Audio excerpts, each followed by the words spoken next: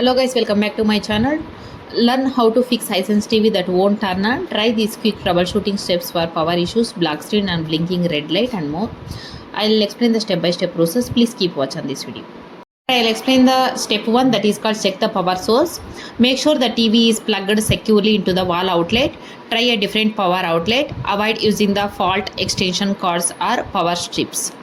This is second step, that is called perform a power reset. Unplug the TV from the power outlet. Press and hold the power button on the TV for 30 seconds. Wait 60 seconds. Plug the TV back in and try turning it on. Now third step is check the remote control. Replace the remote batteries. Press the power button directly on the TV. Make sure nothing is blocking the TV's IR sensor. Fourth step called look at the power indicator light. No light, power supply issue, solid red light, blinking red light. Fifth step called disconnect external devices. Unplug HDMI devices, USB drives, gaming consoles and streaming sticks.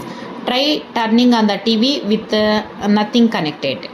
Sixth step called check for backlight failure. Turn on the TV, shine a flashlight closely at the screen. If you can faintly see the picture, the TV backlight may have failed and needs repair. Step 7 called factory reset. If the TV powers on but keeps freezing, go settings, choose device preferences, then click on reset, then choose factory data reset. This erase your apps, Wi-Fi settings and personal preferences. Common reasons a Hisense TV won't turn on: loose power cable, either fault wall outlet, dead remote batteries, or software crash, or HDMI device conflict, then power board failure, other backlight failure, or mainboard issue. To contact a Hisense support.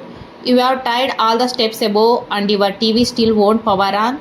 The issue may require professional repair, especially if the TV has no power light. It keeps blinking and won't start. You smell burning or hear clicking sounds. The screen remains blocked after a power reset.